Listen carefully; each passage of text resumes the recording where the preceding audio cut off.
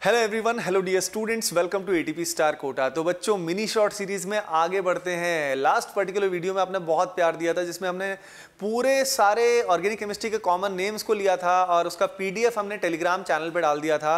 And वहां से I think आपने ज़्यादातर स्टूडेंट्स ने उसको डाउनलोड कर भी लिया होगा। तो यार, अब अगला मिनी शॉर्ट आप सभी की जो हाई पब्लिक डिमांड है उस पर आया है, वो है ऑल द नेम्ड रिएक्शन, यानी मेजर नेम्ड रिएक्शन जो ऑर्गेनिक केमिस्ट्री की हैं। आज वो इस मिनी शॉर्ट में मैं कवर करने वाला हूँ। उनके की पॉइंट्स और उनके नाम सब लेने वाले एक एक करके।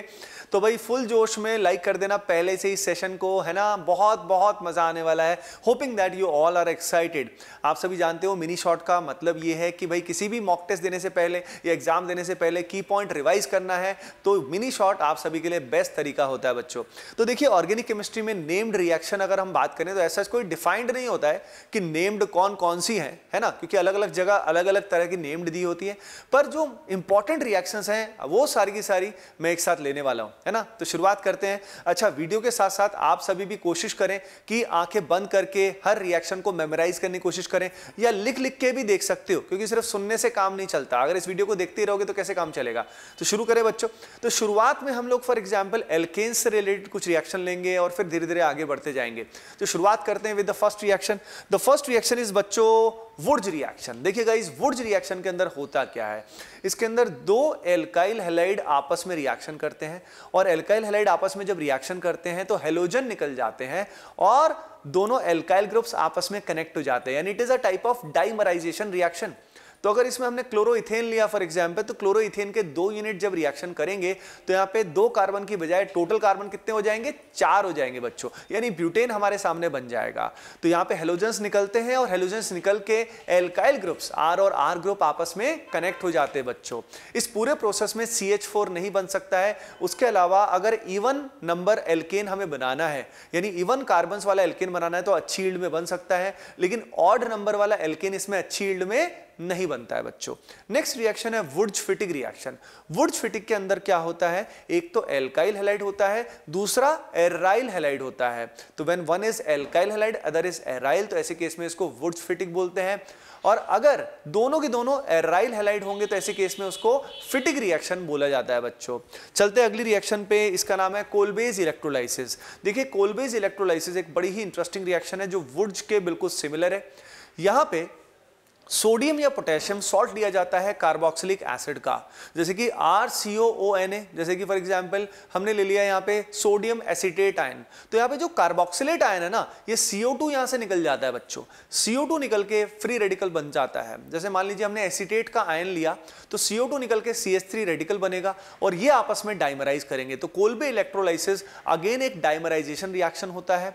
यहाँ पे CO2 भी इवॉल्व होता है, उसके अलावा हाइड्रोजन गैस भी इवॉल्व होता है। तो कोल्बे इलेक्ट्रोलाइसिस भी एक तरह से डाइमराइजेशन रिएक्शन होता है बच्चों। नेक्स्ट रिएक्शन जो है वो है डीकार्बोक्सिलेशन ऑफ एसिड। इससे भी एल्केन का प्रिपरेशन होता है। डीकार्बोक्सिलेशन के अंदर क्या होता है बच्चों, यहां पे हम एसिड लेते हैं या एसिड का सॉल्ट लेते हैं, जैसे कि सोडियम सॉल्ट ले लिया। अब यहां पे हम लेते हैं सोडा लाइम। सोडा लाइम जो होता है, इसके अंदर क्या होता है, सोडा। सोडा ये बच्चों दारू से रिलेटेड वाला सोडा नहीं है, ये सोडा होता है NaOH, caustic soda, along with quick lime. Quick lime की अगर हम बात करें तो कैल्शियम ऑक्साइड यहां पे लिया जाता है।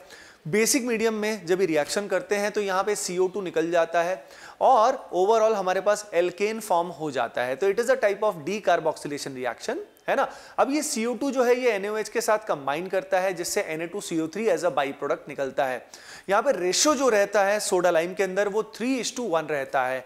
तो रेशो हमें बहुत ध्यान रखना है, NCERT में ये दिया हुआ है बच्चों, है ना। अच्छा, ये बात बता देता हूँ, मिनी शॉर्ट सीरीज आप सभी के लिए, चाहे बोर्ड एग्जाम हो गया, चाहे जेई हो गया, चाहे नीट हो गया, सभी के लिए ये रिविजन के लिए एक तरह से फॉरमोस्ट टूल की तरह कामयाब होने वाला है, काम आने वाला है बच्चों। चलते इससे आगे। The next reaction is Clemmensen reduction and wolf-Kishner reduction.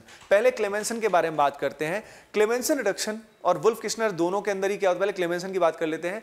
Aldehyde या कीटोन के लिए प्राइमरीली यूज होता है बच्चों, यानी हमारे पास एल्डिहाइड या कीटोन होता है और इसमें C डबल बॉन्ड जो है उसकी जगह पे क्या आ जाता है, मिथाइलिन ग्रुप, यानी CH2 ग्रुप आ जाता है बच्चों। अब CH2 लाने के लिए हमें कौन सा रिएजेंट यूज करना होता है? तो यहाँ पे ZnHg का अमेल्गम यूज होता है, ZnHg अमेल्गम यूज होता है, जिससे सरफेस एरिया बढ़ता है, साथ में एसिडिक मीडियम लिया जाता है, HCl लिया जाता है। अब यहीं पे अगर वुल्फ किस्नर रिडक्शन अगर होगा, WKR अगर होगा, तो बच्चों यहाँ पे हाइड्राजीन का यूज होता है। हाइड्राजीन क्या होता है? NH2NH2, यानी वही सेम काम यहाँ पे होता है वुल्फ किस्नर रिडक्शन में।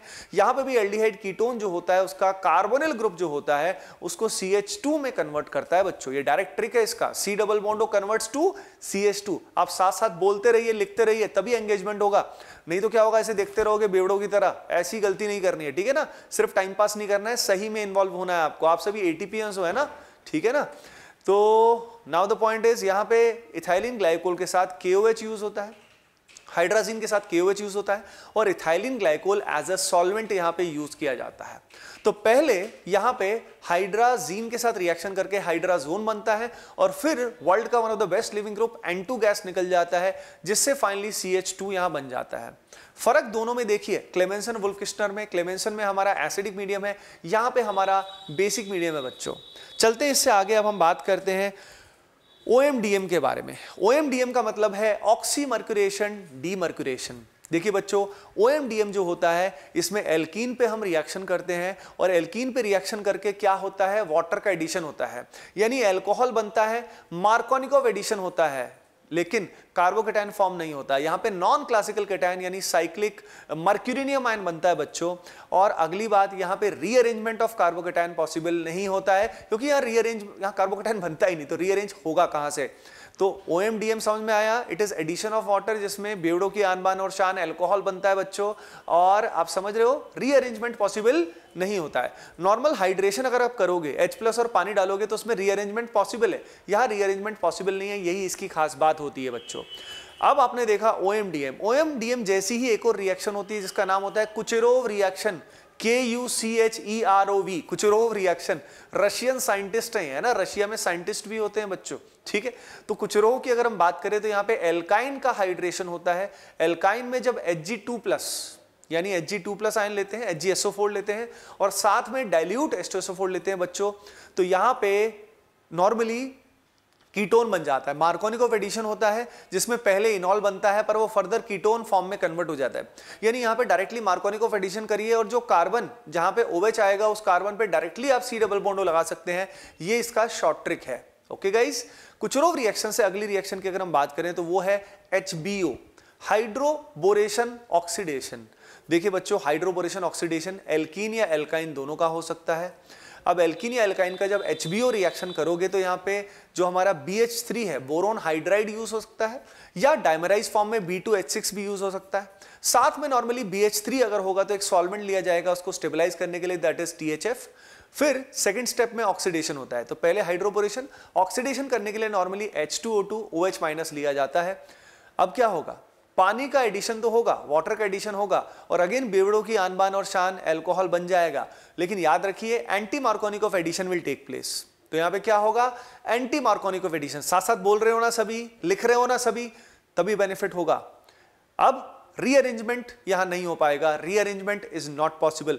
याद रखिए, यहां स्क्रीन पे आपको सारे पॉइंट्स नहीं मिलेंगे, क्योंकि बहुत सारे मैं खुद बताता हूं, तो एडिशनल पॉइंट्स आप खुद से भी लिख सकते हो। अच्छा, इसका PDF जो है बच्चों, ये जो पर्टिकुलर नेम्ड रिएक्शन का PDF है, ये मैंने टेलीग्राम चैनल पे अपलोड कर दिया है, लिंक डिस्क्रिप्शन में दिया हुआ है, तो वहां पे जरूर चले जाइएगा, है ना? वहां से आप उसको डाउनलोड कर लीजिएगा। और अगले जो मिनी शॉट है वो भी सारे उनके PDF भी टेलीग्राम चैनल पे ही आपको मिलने वाले बच्चों। तो आपने देखा कुचेरोव रिएक्शन, इसके अंदर OMDM के अंदर भी अल्कोहल ही बनता है, लेकिन अगर एल्काइन पे रिएक्शन करेंगे तो एंटी मार्कोनिकोव एडिशन होगा। ध्यान रखिए, उसी हिसाब से हमें प्रोडक्ट बनाना पड़ेगा। आइए चलते हैं इससे आगे। अब हम बात करते हैं डार्जन्स रिएक्शंस के बारे में। टार्जन नहीं, है ना, डार्जन रिएक्शन के अंदर क्या होता है, अल्कोहल कन्वर्ट होता है, ROH कन्वर्ट होता है एल्काइल हैलाइड में, यानी OH की जगह पे क्या आता है, Cl आता है बच्चों। किसकी प्रेजेंस में आता है ये, SOCl2 की प्रेजेंस में ही आता है। SOCl2 को बोला जाता है thionyl chloride. Thionyl chloride NCERT में क्लियरली मेंशन्ड है कि यहाँ यील्ड बहुत ही शानदार आती है, बिकॉज यहाँ पे SO2 एंड HCl निकलता है। दोनों लिविंग ग्रुप्स क्या हैं, गैशियस हैं, और गैशियस लिविंग ग्रुप जब घट से निकल जाते हैं तो इक्विलिब्रियम जाता है फॉरवर्ड में, hence the yield is excellent बच्चों।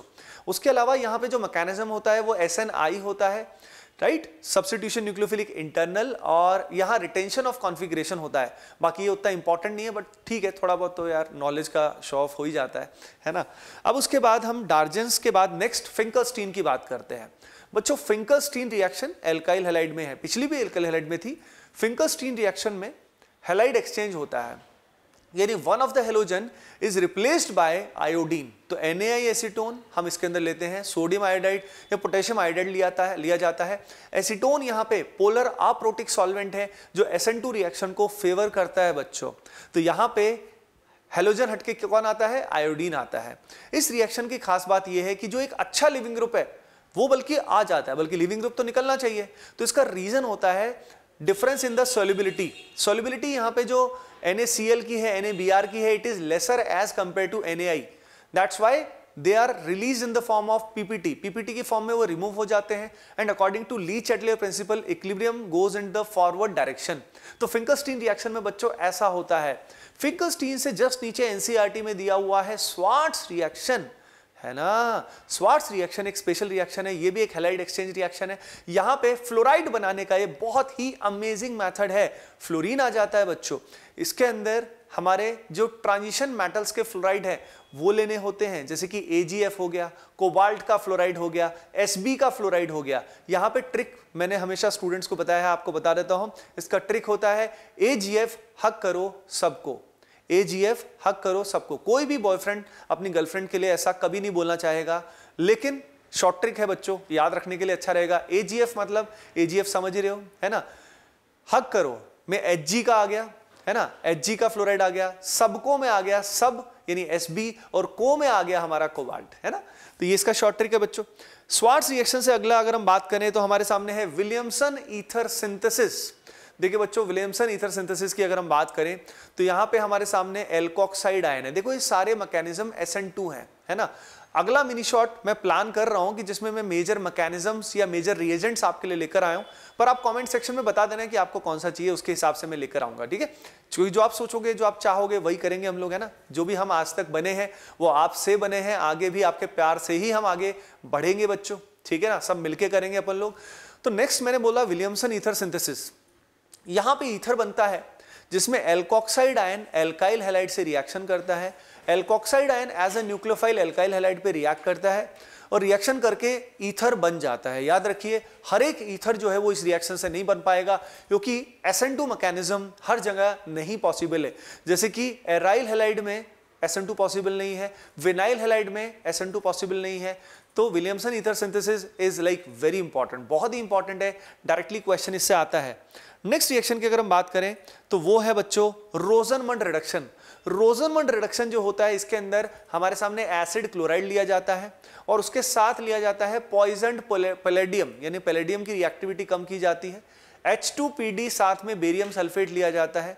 H2PdBSO4 के साथ रिएक्शन करेंगे तो कार्बन क्लोरीन का बॉन्ड टूटेगा और हमारे सामने कौन बन जाएगा? हमारे सामने एल्डिहाइड बन जाएगा। तो यहाँ पे रोजनमंड रिडक्शन में एल्डिहाइड बन जाता है बच्चों।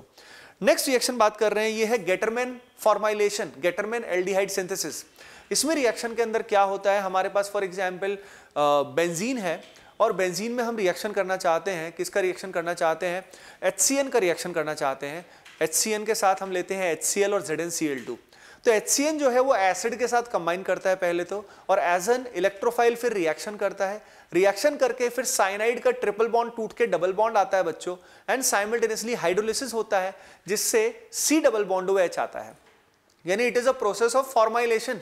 फॉर्माइल ग्रुप यानी CHO ग्रुप इस पर्टिकुलर रिएक्शन में आ जाता है, राइट। तो इसको गेटरमैन बोलते हैं बच्चों, गटरमैन नहीं है ये, है ना, ठीक है, गेटरमैन है। नेक्स्ट रिएक्शन पे चलते हैं, ये है हेलोफॉर्म रिएक्शन। हेलोफॉर्म रिएक्शन बहुत ही शानदार, बहुत ही फेमस इंपॉर्टेंट रिएक्शन है बच्चों। हेलोफॉर्म रिएक्शन के अंदर प्रेफरेबली आयोडोफॉर्म खासतौर पे ज्यादा इंपॉर्टेंट होता है, क्योंकि उसमें येलो PPT बनता है आयोडोफॉर्म का, है ना।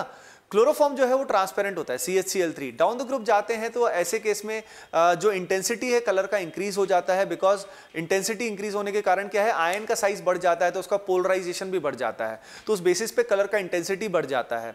तो हेलोफॉर्म रिएक्शन में क्या होता है, देखिए मिथाइल कीटोन्स इस रिएक्शन को देते हैं, या एकमात्र एल्डिहाइड जो इस रिएक्शन को देता है वो होता है हमारा एसिटाल्डिहाइड। तो मिथाइल कीटोन्स यानी RC डबल बॉन्ड CH3 जो है वो यहाँ पे रिएक्शन करेंगे। अब रिएक्शन जब होगा तो 3 moles of halogen 3x2 plus 4 moles of base 4 NaOH यहाँ पे यूज होगा बच्चों। और यहाँ पे आप सभी जानते हो कि हेलोजन्स जो होते हैं वो डिसप्रोपोर्शनेट करते हैं, तो यहाँ पे हेलोजन प्लस NaOH की बजाय हम हाइपोहेलाइड आयन यानी NaOX का उपयोग भी कर सकते हैं। रिएक्शन होके जो मिथाइल होता है बच्चों वो मिथाइल कन्वर्ट हो जाता है CHI3 में, और बाकी जो बचा हुआ हिस्सा होता है RC double bond O that will be oxidise to form salt of acid. तो एक तो बनता है सॉल्ट ऑफ कार्बोक्सिलिक एसिड और CH3 will be converted to yellow PPT of iodoform. यही टेस्ट बच्चों अल्कोहल भी देते हैं। कौन से अल्कोहल देते हैं? नॉट एवरी अल्कोहल, वही अल्कोहल देते हैं बच्चों विच आर ऑक्सीडाइज टू, जो ऑक्सीडाइज होके मिथाइल कीटोन में कन्वर्ट होते हैं, वो अल्कोहल ये टेस्ट देते हैं। तो अगर आपको अल्कोहल्स को चेक करना है तो आप simply C double bond O लगा दो अल्कोहल की जगह पे और चेक करो कि क्या वो मिथाइल कीटोन है। अगर वो मिथाइल कीटोन बन गया तो इसका मतलब वो अल्कोहल भी ये टेस्ट पॉजिटिव देगा। ओके बच्चों, इसके बाद एसिड डाइकीटो कंपाउंड जहां पे एक्टिव मिथिलिन ग्रुप है वो भी इस टेस्ट को पॉजिटिव देते हैं। जब अल्कोहल के साथ ये रिएक्शन होती है तो यहाँ पे रेशियो जो मोल्स की है वो 3:4 की बजाय 4:5 हो जाती है बच्चों। चलते हैं इससे आगे। अब बहुत ही शानदार रिएक्शन जिसका नाम है एल्डोल कंडेंसेशन। देखिए बच्चों, एल्डोल कंडेंसेशन में 2 एल्डिहाइड या 2 कीटोन्स या 1 एल्डिहाइड 1 कीटोन आपस में कंबाइन करते हैं with the help of a base. एक बेस के मीडियम में, बेसिक मीडियम में दोनों आपस में कंबाइन करते हैं और कंबाइन करके दोनों यूनिट एक बड़ा यूनिट बनाते हैं which is beta hydroxy aldehyde या कीटोन। बीटा हाइड्रोक्सी एल्डिहाइड या कीटोन बनता है और वो फर्दर हीट अगर उसको करते हैं तो वहां पे H2O निकल जाता है, कंडेंसेशन हो जाता है और अल्फा बीटा अनसैचुरेटेड एल्डिहाइड या कीटोन वहां बन जाता है। बच्चों यहां अल्फा हाइड्रोजन होना बहुत जरूरी होता है, बिना अल्फा H के सेल्फ एल्डोल नहीं हो सकता है ना। तो कम से कम किसी एक यूनिट के पास अल्फा H होना चाहिए। अब इसमें याद रखिए एल्डिहाइड पे अटैक होना प्रेफर किया जाता है चाहे वो इंट्रामोलिकुलर रिएक्शन क्यों ना हो। उसके अलावा अगर एल्डोल कंडेंसेशन की बात करें तो यहाँ पे one of the unit acts as a nucleophile, यानी एक यूनिट का अल्फा H निकलता है, न्यूक्लियोफाइल बनता है और दूसरे पे वो न्यूक्लियोफिलिक अटैक करता है बच्चों। तो एल्डोल कंडेंसेशन एक बहुत ही इंपॉर्टेंट रिएक्शन है। याद रखिए एल्डोल कंडेंसेशन होने के लिए at least 1 alpha H is needed, लेकिन कंडेंसेशन होने के लिए हमें चाहिए होता है एटलीस्ट 2 अल्फा H। एल्डोल से आगे चलते हैं बच्चों। अब है केनिजारो। एल्डोल का जो भाई है, बड़ा भाई है, वो है केनिजारो। बाकी दोनों रिएक्शंस में कुछ सिमिलैरिटी भी है लेकिन बहुत बड़ा डिफरेंस भी है। वहां पे अल्फा H चाहिए थे, केनिजारो में अल्फा H नहीं होना चाहिए। यहां पे रिएक्शन में हमारे सामने एल्डिहाइड होता है जिसमें कोई अल्फा H नहीं होता है, जैसे कि फॉर्मेल्डिहाइड या बेंजल्डिहाइड या ट्राइमिथाइल एसिटल्डिहाइड। यहां पे डिसप्रोपोर्शनेशन रिएक्शन होती है बच्चों, जिसमें one of the unit get oxidised and another gets reduced. एक यूनिट का ऑक्सीडेशन होता है जिससे वो एसिड का सॉल्ट बनता है और दूसरों में वो बेवड़ों की आन बान और शान अल्कोहल में कन्वर्ट हो जाता है, यानी alcohol plus salt of acid बन जाता है। याद रखिए केनिजारो रिएक्शन का जो कॉम्बिनेशन है वो बहुत ही अच्छा बनता है किसके साथ? एस्टरिफिकेशन के साथ, क्योंकि जो एसिड का सॉल्ट बना फर्दर एसिडिफाई करेंगे तो वो वहां पे रिएक्शन होके एस्टर का फॉर्मेशन भी हो सकता है बच्चों। केनिजारो रिएक्शन एक डिसप्रोपोर्शनेशन रिएक्शन है अगर वो सेल्फ केनिजारो है तो, यानी one of the unit get oxidise और वही रिड्यूस होता है। अगर हमारे सामने क्रॉस केनिजारो है जिसमें एक यूनिट छोटा है और एक बड़ा यूनिट है, तो ऐसे केस में स्मॉलर वन जो है वो ऑक्सीडाइज होगा और जो बड़े वाला जो मोटू है वो क्या होगा? रिड्यूस। ये ट्रिक का आप ध्यान रखिएगा बच्चों। केनिजारो से आगे अगला चल रहा है एस्टेरिफिकेशन। एस्टेरिफिकेशन सभी जानते हैं, इसमें अल्कोहल एंड एसिड आपस में रिएक्शन करते हैं एंड वाटर यहाँ पे रिमूव हो जाता है in the acidic medium as a catalyst. तो एसिड से हम OH निकालते हैं और अल्कोहल से हम H निकालते हैं। इस तरीके से एस्टेरिफिकेशन हो जाता है बच्चों and fruity smelling ester is formed. इसके बाद बच्चों नेक्स्ट रिएक्शन जो है वो है Gattermann Koch reaction. Gattermann Koch reaction में बेंजीन का फॉर्माइलेशन होता है, यानी बेंजीन पे CHO ग्रुप आ जाता है। अब कोच रिएक्शन में ऑब्जर्व करिएगा सभी के सभी, ये बड़ा इंपॉर्टेंट ट्रिक है। कोच में जो कोच लिखा हुआ है उसमें OCH आपको दिख जाएगा, OCH से आपके दिमाग में क्या आएगा? CHO आएगा। तो ये ट्रिक है टू रिमेंबर गेटरमैन कोच। यहाँ पे carbon monoxide CO plus HCl लिया जाता है जिसकी प्रेजेंस में ये रिएक्शन हो जाता है बच्चों। अब उसके बाद अगला रिएक्शन बहुत ही फेमस, बहुत ही इंपॉर्टेंट है, इसका नाम है Hoffmann bromamide degradation. Hoffmann bromamide degradation में बच्चों क्या होता है? हमारे सामने अमाइड दिया होता है, क्या दिया होता है, अमाइड RCONH2, एंड डिग्रेडेशन में C double bond O group निकल जाता है और R और NH2 जुड़ जाते हैं। यानी एक प्रेम कहानी है R ग्रुप की और NH2 की, यानी 1 degree amide converts to 1 degree amine. किसकी प्रेजेंस में ये होता है बच्चों, ये होता है हेलोजन एंड एल्कली की प्रेजेंस में। यहाँ पे Br2 प्लस KOH अगर आप यूज करोगे तो ऐसे केस में हमारा ये CO ग्रुप निकल जाएगा, C डबल बॉन्ड O निकल जाएगा और R और NH2 आपस में जुड़ जाएंगे बच्चों। ये रिएक्शन में रेशियो जो रहता है वो रहता है 1:4। 1 unit of bromine and 4 units of alkali are used in this particular reaction। तो हॉफमैन ब्रोमाइड में और भी बहुत सारी बातें होती हैं, लेकिन अगेन ये की पॉइंट्स का रिवीजन है तो वो मैंने आपको बता दिया कि डायरेक्टली इसको कैसे करना होता है। It's a very very important reaction. अब यहां पे हम बात करें carbyl amine reaction. Carbyl amine reaction होता है 1 डिग्री अमाइन का। 1 डिग्री अमाइन जो है उसका टेस्ट भी होता है, इसको आइसोसाइनाइड टेस्ट भी बोलते हैं, और इसमें फाउल स्मेलिंग आइसोसाइनाइड बनता है।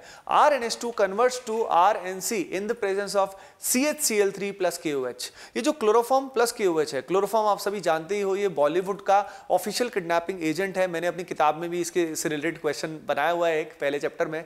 तो CHCl3 जो है ये भाई साहब KOH के साथ रिएक्शन करके एक इंटरमीडिएट बनाता है जिसको बोलते हैं डाइक्लोरोकार्बीन, CCl2 बनता है, और उसके साथ RNH2 कंबाइन करता है जिसमें फाइनली हमारा फाउल स्मेलिंग RNC बनता है। यानी बदबू आना बहुत जरूरी है, और 1 डिग्री अमाइन ही ये करता है, 2 डिग्री और 3 डिग्री ये नहीं करता है बच्चों।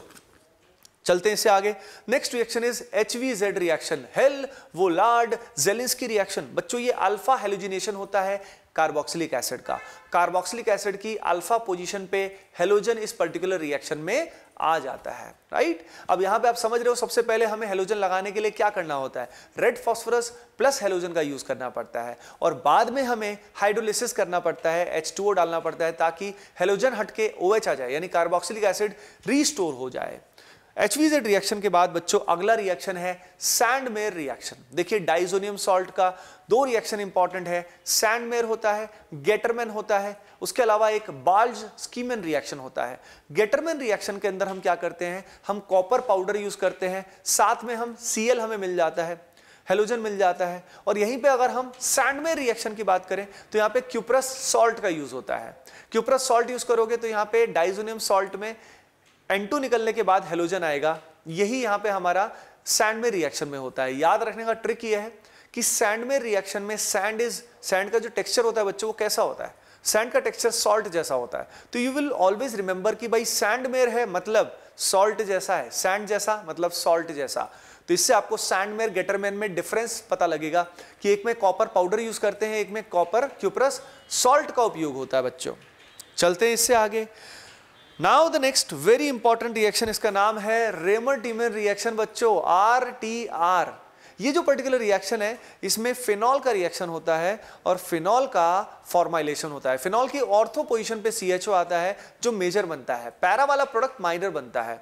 जो प्रोडक्ट बनता है ना जिसमें फिनॉल पे ऑर्थो पे CHO लगता है, उसका नाम कॉमन नेम पता है क्या होता है, सैलिसिल्डिहाइड बोलते हैं इसको। और यहां पे reaction again chloroform plus KOH लिया जाता है और फिर एसिडिफिकेशन किया जाता है। क्लोरोफॉर्म प्लस KOH मिलके क्या बनाते हैं आप सभी जानते हो, वो मिलके बनाते हैं बच्चों CCl2, डाइक्लोरोकार्बीन बनाते हैं, है ना। तो ये रिएक्शन बड़ी ही इंपॉर्टेंट है ना, बहुत क्वेश्चंस आते हैं। इसी से सिमिलर रिएक्शन में अगर हम CHCl3 की बजाय CCl4 यूज करेंगे तो वहां पे CHO की बजाय COOH आएगा एंड बच्चों सैलिसिलिक एसिड बन जाएगा। क्या बन जाएगा, सैलिसिलिक एसिड। और सैलिसिलिक एसिड का अगर आप असाइलेशन करोगे तो उससे बनेगा हमारा एनाल्जेसिक एस्पिरिन बन जाएगा बच्चों। तो एस्पिरिन का बहुत बड़ा लिंक है सैलिसिलिक एसिड से। Acetyl salicylic acid is aspirin, बहुत ही इंपॉर्टेंट है, बहुत ही फेमस है। अब यहीं पे बहुत ही सिमिलर रिएक्शन होती है कोलबेज रिएक्शन, जिसको हम कोलबेज श्मिट रिएक्शन भी बोलते हैं, कार्बोनेशन भी बोलते हैं। बच्चों यहाँ पे सैलिसिलिक एसिड बनता है फिनॉल से, और फिनॉल के साथ हम लेते हैं इसमें carbon dioxide plus NaOH, right. तो reaction is very similar to Reimer Tiemann reaction, बस यहाँ पे इलेक्ट्रोफाइल जो है वो कार्बीन नहीं है, वो CO2 ही होता है बच्चों। बहुत ही फेमस रिएक्शन है। आगे चलते हैं इससे आगे, फ्रिडल-क्राफ्ट रिएक्शंस। फ्रिडल-क्राफ्ट में पहला होता है एल्काइलेशन, फिर होता है असाइलेशन। ये बहुत ही सिंपल रिएक्शन है। इसमें बेंजीन के ऊपर एल्काइल ग्रुप आ जाता है बच्चों, और असाइल वाले ग्रुप में असाइलेशन में बेंजीन पे असाइल ग्रुप आ जाता है। पहले केस में एल्काइल हैलाइड के साथ हम क्या लेते हैं, लुईस एसिड लेते हैं, जिसमें हेलोजन निकल जाता है, लुईस एसिड उस हेलोजन को खींच लेता है बच्चों, और फिर जो केटायन बनता है वो रीअरेंजमेंट भी कर सकता है। लेकिन अगर हम असाइलेशन की बात करें तो इन जनरल असाइलेशन में रीअरेंजमेंट नहीं होगा, क्योंकि जो असाइलियम आयन होगा वो ऑलरेडी रेजोनेंस स्टेबलाइज्ड होगा बच्चों, है ना। फ्रीडगाफ रिएक्शन याद रखिए, दोनों की दोनों एल्काइलेशन असाइलेशन जो होती है ये डीएक्टिवेटेड रिंग्स में नहीं होती है, except the case of halogens. Halogens में हो जाती है लेकिन बाकी डीएक्टिवेटेड रिंग्स में नहीं होती। इवन एनिलीन जो होता है वो भी लुईस एसिड के साथ एंजॉय कर लेता है बच्चों, एनिलीनियम आयन बन जाता है, जिस कारण वो भी रिंग डीएक्टिवेट हो जाती है, और एनिलीन जो होता है वो भी फ्रीडगाफ रिएक्शन नहीं दे पाता है, राइट। अब इसके बाद लास्ट रिएक्शन जो हम आज रिवाइज करेंगे उसका नाम है स्टीफंस रिडक्शन। स्टीफंस रिएक्शन के अंदर क्या होता है बच्चों, यहाँ पे हमारे सामने RCN है, RC ट्रिपल बॉन्ड N, वो कन्वर्ट हो जाता है RCHO में बच्चों, है ना, और यहाँ पे SnCl2 प्लस HCl का यूज होता है। तो Sn जो है वो +2 से +4 ऑक्सीडेशन स्टेट में जाता है, जिसकी हेल्प से क्या होता है, रिडक्शन। रिडक्शन होने के बाद फिर हाइड्रोलिसिस होता है, यानी पहले C triple bond N converts to C double bond N, और उसके बाद फर्दर रिएक्शन हो जाता है, और रिएक्शन होके मतलब हाइड्रोलिसिस होके C डबल बॉन्ड N यानी imine will be converted to aldehyde.